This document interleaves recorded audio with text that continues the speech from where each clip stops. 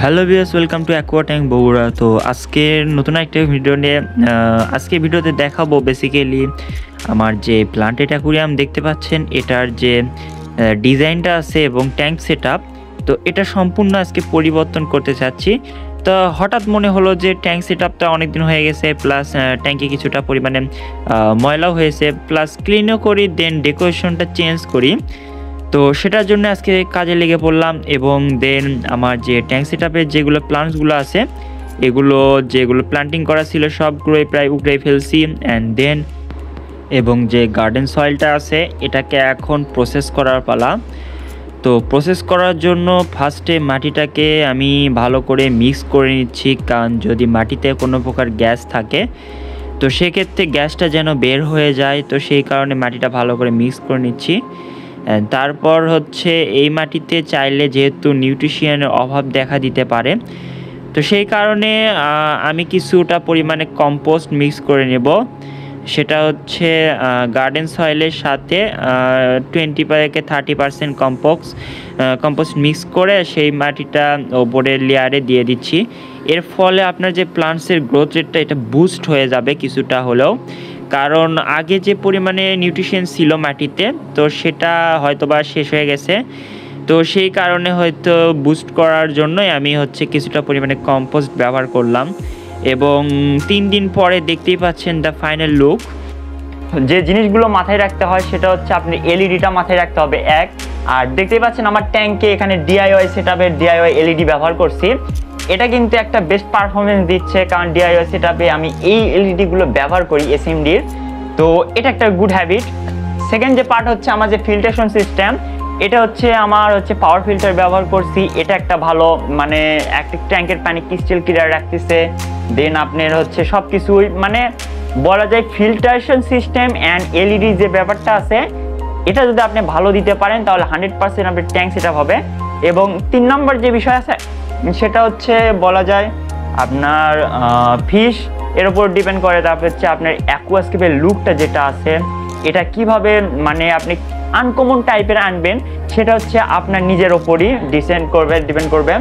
তারপর হচ্ছে আপনি বগউড ব্যবহার করতে পারেন, যেখানে আমি এই বগউডটা কিন্তু আমি হচ্ছে নেটিভ থেকে কালেকশন করছিলাম, তো দেন সেটাই ব্যবহার করছি অ্যান্ড ফাইনালি দেখতেই পাচ্ছেন অনেক সুন্দর একটা লুক দিয়েছে। আর প্লাস গার্ডেন সয়েল ব্যবহার করছি, তারপর হচ্ছে এখানে কিছু বগউড ব্যবহার করছি, এখানে একটা বগউড ব্যবহার করছি। আর আপনারা হয়তো জানেন হচ্ছে আমি নেটিভ কিছু ফিশ কালেকশন করছিলাম, তো সেই মাছ। তারপর হচ্ছে নিয়ন টেট্রা, তারপর হচ্ছে ড্রাফট গ্রামি যেটা আছে ওই ফিশটাই ব্যবহার করছি। আর ওয়ান পেইডের মতো প্লাটি আছে। আর প্রত্যেকটা অ্যাকুরিয়ামের এবং অ্যাকুয়াস্কেপের একটা করে গল্প থাকে, তো সেই গল্পটা যদি আপনি ফুটিয়ে তুলতে পারেন সেটাই হচ্ছে আসলে বেসিক যে লুকটা আছে সেটাই ক্রিয়েট হয়। তো ক্রিয়েটের ক্ষেত্রে আপনার যে অবশ্যই প্লান্টের ট্যাঙ্কে কিছু ভ্যারাইটিস প্লান্টস অ্যাড করার ট্রাই করবেন, কারণ এক জাতীয় প্লান্টস দিয়ে কখনো একটা সুন্দর লুক ক্রিয়েট করা পসিবল না। তো একটা সুন্দর লুক ক্রিয়েট করার জন্য বিভিন্ন প্লান্টস অ্যাড করতে হয় আপনার। সর্বনিম্ন আমি এই ট্যাঙ্কে 6 থেকে 7 আইটেমের প্লান্টস অ্যাড করেছি।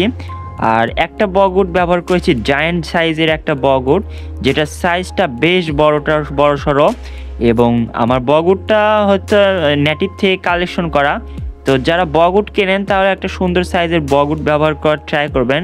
তো আমার কাছে হচ্ছে 2টা বড় সাইজের জায়ান্ট বগউড ছিল, সেটার মধ্যে থেকে আমার এই বগউডটাই সিলেক্ট করেছি। দেন এটা কিন্তু আমার কাছে প্রসেসও করার দরকার পড়েনি।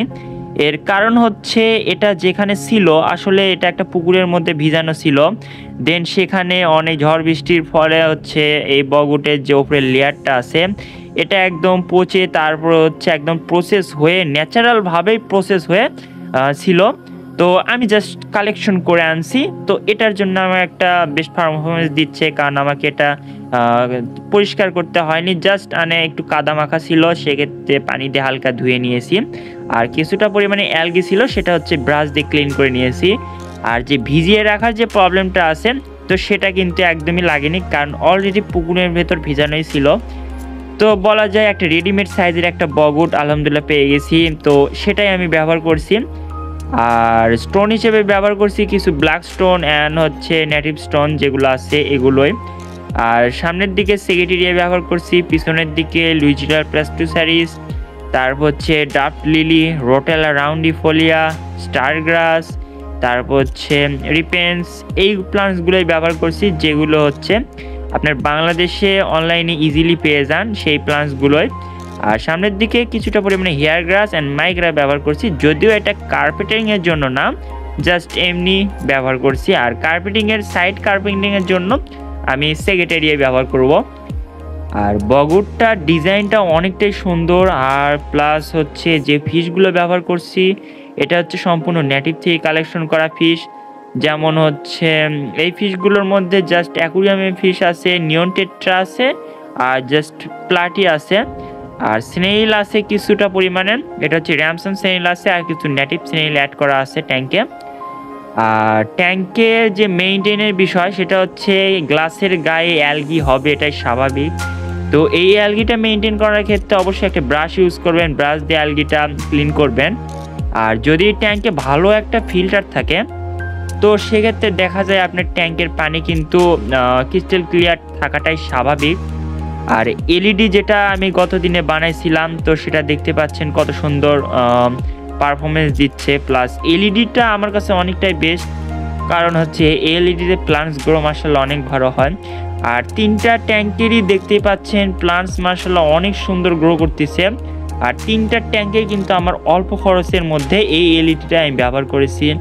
আমার কিউব ট্যাঙ্কে 6 পিস এলইডি ব্যবহার করেছি, আর আমার হচ্ছে শ্যালো ট্যাঙ্কে 9 পিস এলইডি, আর আমার যে লং অ্যাকোয়াস্কেপ আছে সেটাতে জাস্ট 1 পিস RGB এলইডি ব্যবহার করেছি। তো বলা যায় প্লান্টের ট্যাঙ্কে যে ডিজাইন এবং লুক আছে এটা সম্পূর্ণ আপনার নিজের ওপর, কারণ হচ্ছে আপনি কিভাবে ক্রিয়েচার করবেন।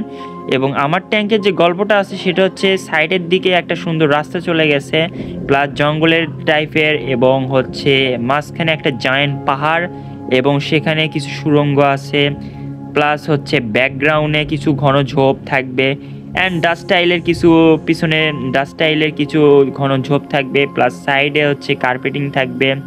তো এটাই ছিল আজকের ভিডিও। তো যা ভিডিওটা ভালো লাগলে অবশ্যই লাইক কমেন্ট শেয়ার করবেন, এবং হচ্ছে আমার চ্যানেলটাকে সাবস্ক্রাইব করে রাখবেন। আর আরও নতুন নতুন ভিডিও পেতে অবশ্যই সাবস্ক্রাইব করে রাখবেন। আর যদি কোনো প্রশ্ন থাকে ট্যাঙ্ক সম্পর্কিত তাহলে অবশ্যই কমেন্ট বক্সে করতে পারেন, সমস্যা নেই। আর ডিসক্রিপশন বক্সে আমার ফেসবুক লিঙ্ক দেওয়া থাকবে, যদি কেউ আরও ভালো পরামর্শ নিতে চান বা প্লান্টস কিনতে চান তো সেক্ষেত্রে ফেসবুক লিঙ্ক দেওয়া থাকবে, সেখানে আইডিতে যোগাযোগ করতে পারেন। তো আজকের ভিডিওটা এই পর্যন্তই, দেখা হবে কোনো নেক্সট ভিডিওতে। টাটা।